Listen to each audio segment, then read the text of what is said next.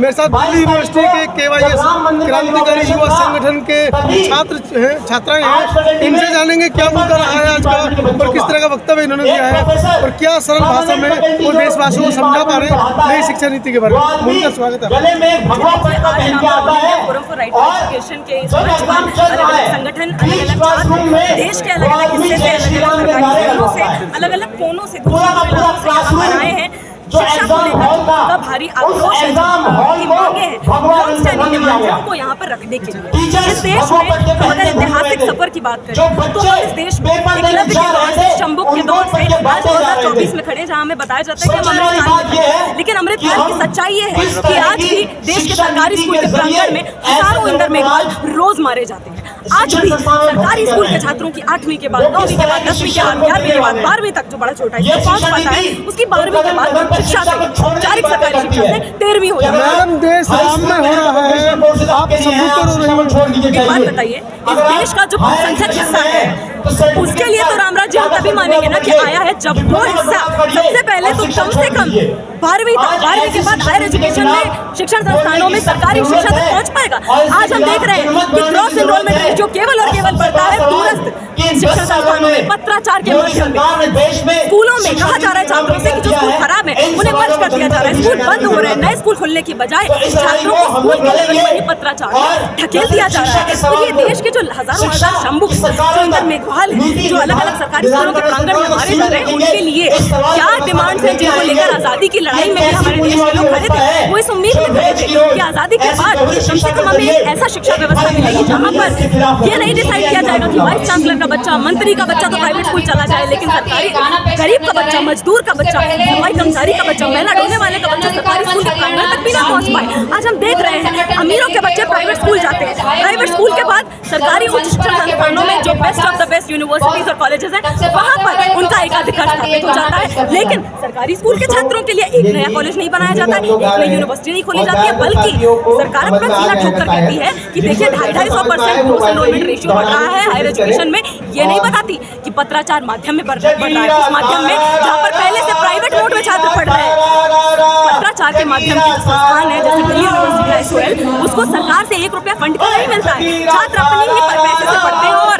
आज के समय में कड़ाके की ठंड में खुले में बैठकर उनसे एग्जाम दिलवाया जाता है। और उसके बाद आप उम्मीद करते हैं कि इतनी भीषण गैर बराबरी के बीच में पढ़कर निकलने वाले छात्रों में स्टीफन से पढ़ा हुआ छात्र और साथ ही साथ DU के SOL इग्नू से पढ़ा हुआ छात्र बराबरी में बैठकर बराबर दर्जे की नौकरियों को हासिल करने का, बराबर अधिकार हासिल करने का ये संभव नहीं है। आप छात्रों की बात करिए, 150 दिन से ज्यादा हो गए हैं, आपने यूनिवर्सिटी के बाद प्रोफेसर ऋतु बैठे हैं, प्रोफेसर तक को नहीं छोड़ा जा रहा है। कैसे आप न्याय की उम्मीद करते हैं इन लोगों से? देखिए, न्याय की उम्मीद हम करते हैं हमारे देश के बहुसंख्यक युवाओं के संघर्ष के बल पर। जो युवा लंबे समय से ये मांग उठाते आ रहे हैं कि सरकारी स्कूल के छात्र जिनका पहला अधिकार होना चाहिए सरकारी उच्च शिक्षण संस्थानों पर, औपचारिक शिक्षा पर, उसमें उन्हें 20% रियायती अंक दिए जाए, यानी कि 20% डेप्रिवेशन पॉइंट्स दिए जाए उनको 12वीं के बाद हायर एजुकेशन में एडमिशन के लिए। और ये सुनिश्चित किया जाए कि ये सरकारें कहती है 1 नेशन 1 इलेक्शन, क्यों नहीं ये सरकारें कहती है 1 नेशन 1 एजुकेशन सिस्टम? किसको डर लगता है कि अगर सबको सरकारी स्कूल भेजना पड़ गया तो मंत्री का बच्चा प्राइवेट स्कूल नहीं जा पाएगा, मंत्री जी का बच्चा नहीं जा पाएगा, अडानी जी का बच्चा नहीं जा पाएगा, शिक्षा मंत्री जी का बच्चा प्राइवेट स्कूल नहीं जा पाएगा, इंटरनेशनल यूनिवर्सिटी जाने के पहले उसको सरकारी स्कूल जाना पड़ेगा। यानी कि चपरासी का बच्चा, दलित का बच्चा, मैला उठाने वाले का बच्चा और प्रधानमंत्री का बच्चा, सब बच्चों को सेम सरकारी स्कूल में जाना पड़ेगा। इस बात से सरकारें डरती है। इसलिए शिक्षा के क्षेत्र में सबसे बड़ा शैक्षणिक नतीजा ये है कि आज भी प्राइवेट और सरकारी स्कूलों के बीच की खाई बढ़ती जा रही है और उच्च शिक्षा में रेगुलर, फॉर्मल मोड, औपचारिक और अनौपचारिक, इनफॉर्मल मोड, पत्राचार के माध्यम की दूरी बढ़ती जा रही है, जिसमें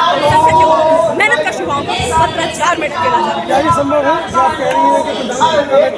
मुख्यमंत्री का बेटा एक गरीब चौकीदार के साथ बैठे, या तो बेटे को भी जूतों के बाद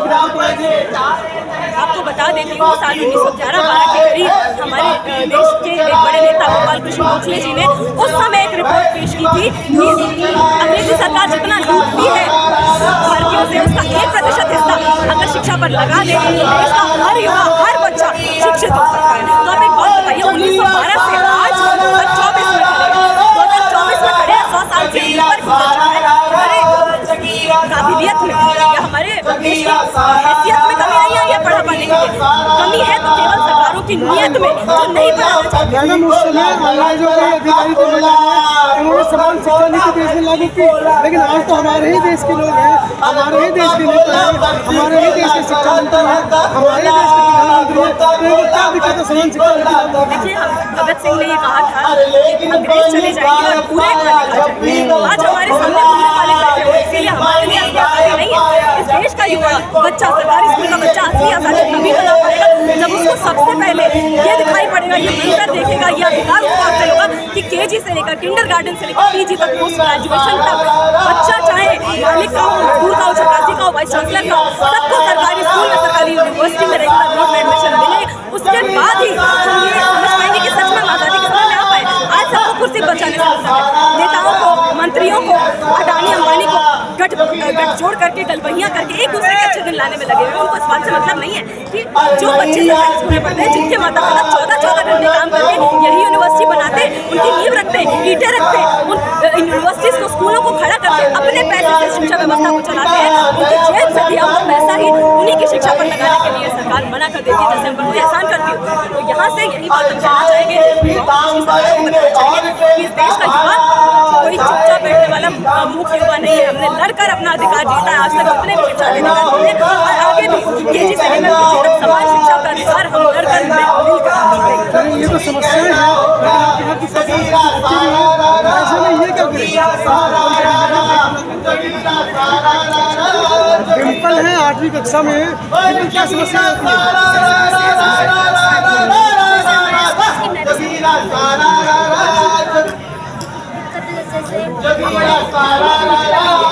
वो नहीं है तो उसके हमारे पेपर भी आने वाले हैं,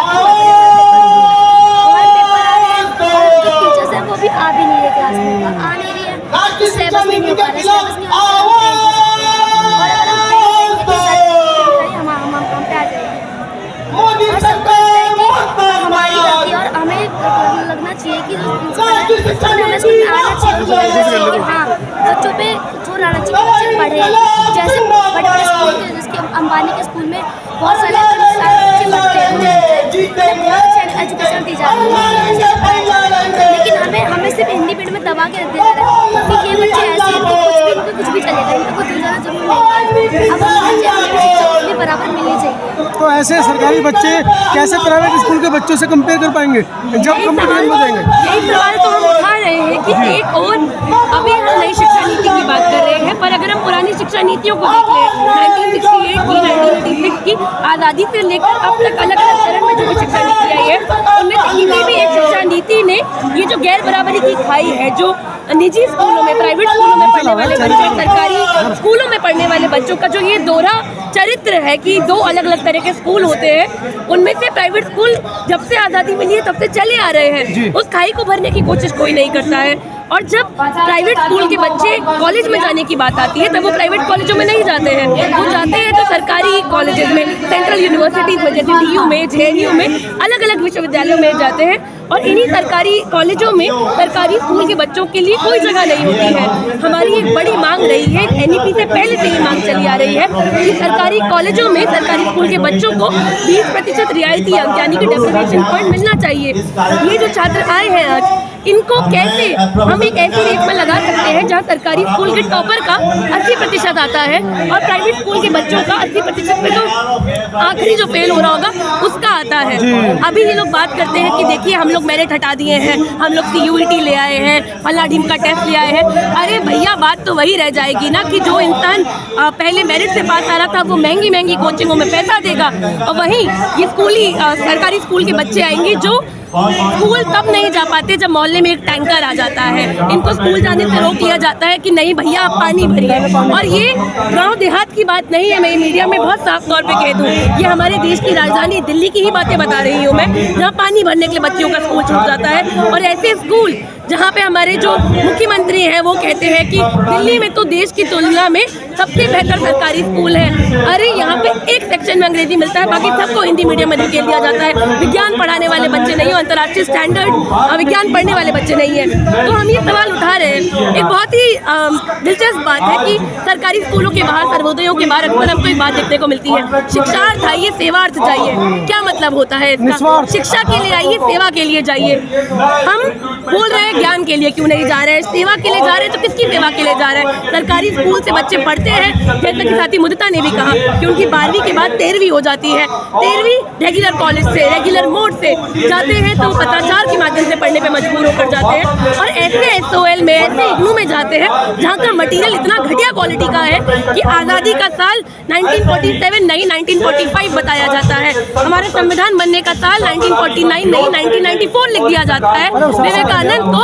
अनप्रिंसिपल कह दिया जाता है इस SOL के मटेरियल में। और यही पढ़ के एक बहुत बड़ा हिस्सा देश का, देश का सबसे बड़े डिस्टेंस लर्निंग मोड के संस्थान की मैं बात कर रही हूँ, जहाँ पे दलित समुदाय से आने वाले, आदिवासी समुदाय से आने वाले महिलाओं का एक बड़ा हिस्सा आता है, गरीब परिवारों का एक हिस्सा आता है। उनको शिक्षा मिल भी रही है तो गलत मिल रही है। और जो रेगुलर कॉलेज में भी शिक्षा है, जहाँ पे अगर कोई गिना चुना हिस्सा पहुँच भी पा रहा था, जो प्री मैट्रिक फेलोशिप से लेकर मौलाना आजाद फेलोशिप जैसे बड़े मुद्दे थे, उनको रद्द कर दिया गया है, उन स्कॉलरशिप को हटा दिया गया है, जिससे जो पहले हम कह रहे हैं सबको शिक्षा मिलनी चाहिए, उसमें से 1% जो ऊपर का हिस्सा है वो पहुंच पाता है रेगुलर कॉलेज तक, हायर एजुकेशन तक, उनको बाहर धकेल दिया जाता है। इसी के साथ साथ जब उनको बाहर धकेला जाता है, इसमें एक बहुत बड़ा षड्यंत्र ये भी है कि शिक्षा की जो प्रवृत्ति है उसको और जोर से बदला जा रहा है, सिलेबस बदला जा रहा है, सिलेबस में छटनी हो रही है और वोकेशनल स्किल बेस्ड कोर्सेज को लाके सवाल उठाने वाले जो कोर्सेज, क्रिटिकल थिंकिंग वाले कोर्सेज हैं, उनको कर्व किया जा रहा है। अभी तक नई शिक्षा नीति पे बात नहीं हुई है, उस पर भी मैं छोटी 2 बातें रखना चाहूँगी कि नई शिक्षा नीति जो आई है वो बहुत खुले आम तौर पर कॉर्पोरेटाइजेशन, प्राइवेटाइजेशन, निजीकरण को बढ़ावा देने वाली नीति है। जहाँ पे UGC पहले ग्रांट प्रोवाइड करता था, वहाँ पर अब HIPAA के लोन आ गए हैं, जहाँ पर फीस बढ़ रही है। मैं दिल्ली विश्वविद्यालय में पढ़ती हूँ, मैं बता सकती हूँ कि दिल्ली विश्वविद्यालय के जैसे ही बहुत सारे कॉलेजेस में हर कोर्स की फीस 2 गुनी बढ़ गई है। ऐसे में जो गरीब परिवारों से आने वाले लोग हैं, जो मजदूर परिवारों से आने वाले लोग हैं, उनके लिए इन संस्थानों में जगह नहीं बच पाती है। जो सरकारी स्कूल के छात्र आज यहाँ आए हैं इस प्रदर्शन में, इस उम्मीद से आए हैं कि हम सार्वजनिक वित्त पोषित शिक्षा की, पब्लिक फंडेड एजुकेशन की KG से PG तक की लड़ाई को और सशक्त करेंगे और उन नेताओं के बहकावे में नहीं आएंगे जो खुद शिक्षा की बात करते हैं, शिक्षा के मंत्रालय संभालते हैं और उनके खुद के बच्चे वेलम बॉयज से लेकर मॉडल स्कूल 12 खंबा तक पढ़ते हैं। तो हम सरकारी स्कूलों में जिनका बच्चा पढ़े उन नेताओं की बात सुनने को फिर भी मानेंगे। कुछ सीटें हैं जैसे रिजर्व सीटों को अनरिजर्व कर